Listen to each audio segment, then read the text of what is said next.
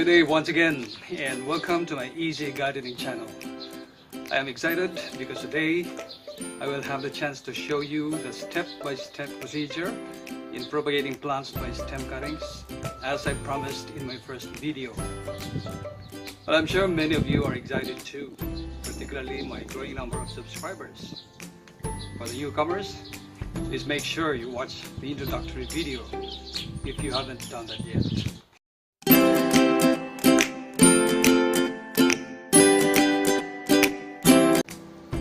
So let's get started. The first one here is a nice pair of gloves. That is health and safety first and foremost. And we have a pair of secateurs and a pair of scissors. We have a rooting hormone. It is indo-butyric acid, a trowel, a sprinkling can, and then of course we have the mini greenhouse or the propagation tray. It is provided with a transparent cover, and it has a seed or cutting tray at the bottom into which you put your growing medium. And then we have the cutting mix. So this is the medium into which you will grow your cuttings.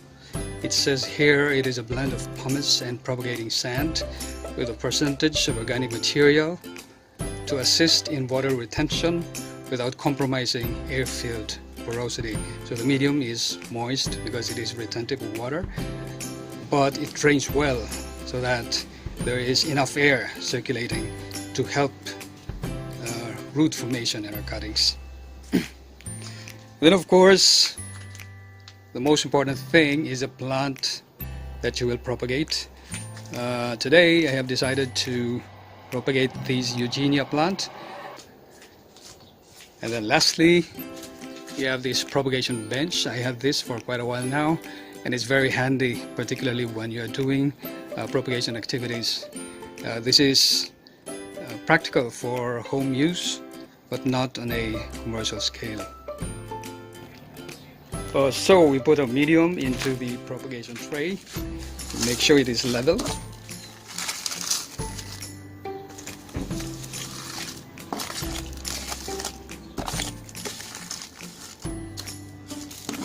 And firm.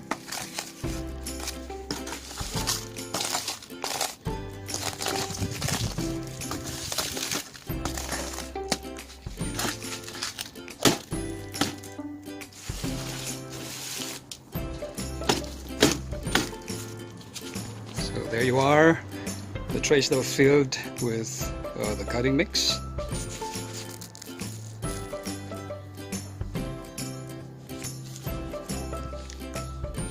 And then we need to sprinkle these gently with water to make sure they are moist before you use this. And now we select some of the new growths of the plant which we can cut. Like for example, this one here, this one will be another cutting. I think I can get about 10 to 15 softwood cuttings from this plant.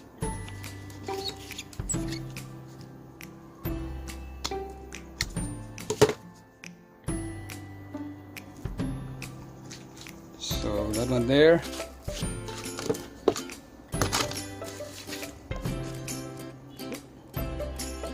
Should be sufficient cutting for propagation. So these are the cuttings ready for planting. Take note that I have removed the lower leaves, and I have trimmed the upper leaves to about 1/3 of the size. And removing some of the leaves and trimming the leaves would help in making sure that the cuttings will not dry out, because if you remember, water is lost through transpiration, but you have to retain some of the leaves too, because the leaves are still active photosynthetically. That means they're still able to produce sugar as a source of energy for the metabolism of the plant, for example in root formation. So I think I have enough cuttings to plant today. My propagation tray has 4 times 6 cells, that's 24, and I will stick 2 cuttings per cell, so I will have a potential 48 plants from this single tray. The next one to prepare is the root hormone. It's not always good to dip your cuttings directly into the original container, so that you'll be able to preserve or lengthen the life of the hormone. So I put it into the small container and I will dip the cutting end. You don't have to soak it for a long time because this is a gel and it sticks to the base of the cutting pretty well. And supposedly I would need the dibble to make a hole into which I put my cuttings, but the base of the cutting is firm enough or tough enough so I can stick it directly into the medium. And I'll put another one.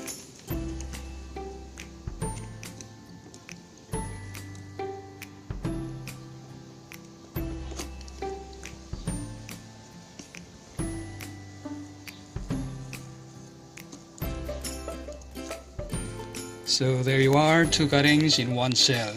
I'm going to fill this up with the cuttings and then we're ready to cover it with a transparent cover. I have now covered the propagation tray. Take note that there are 2 vents on top.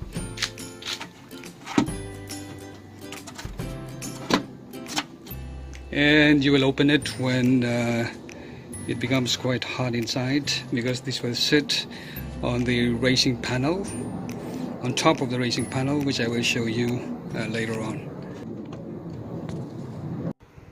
So this is the plant raising panel, and this is like a heat pad. It is heated by electrical cables inside to a temperature of about 22 to 25 degrees centigrade, and this is run by electricity. Note the cable which I plugged in inside the house, and it is not really very costly in terms of power use. It is just equivalent to a small light bulb. So this is our setup, nicely sitting on top of plant raising panel, and I have some other cuttings, some of which have started to grow roots already. Let's try to examine one in a little while if there are some roots formed already. And this plant raising panel can hold 6 trays, so that means it can potentially produce 300 plants in 1 to 2 months time.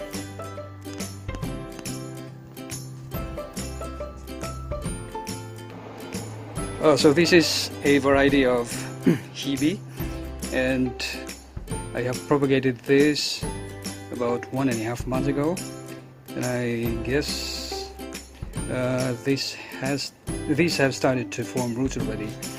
How do I check if they have roots?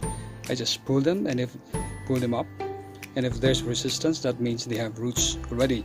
Let's try to examine one.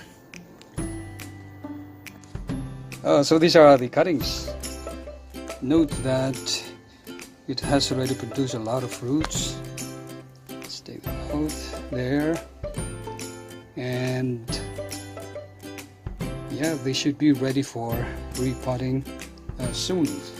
So maybe in my next video I will show you how to repot this, how to prepare the potting mix, where to put it, and how to take care of it so that they grow to be healthy plants.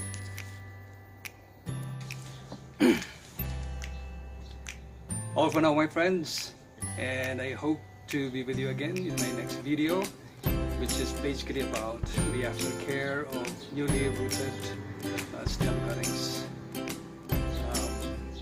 Again, please feel free to share this video and to comment and to subscribe to my channel. Thank you and have a nice day.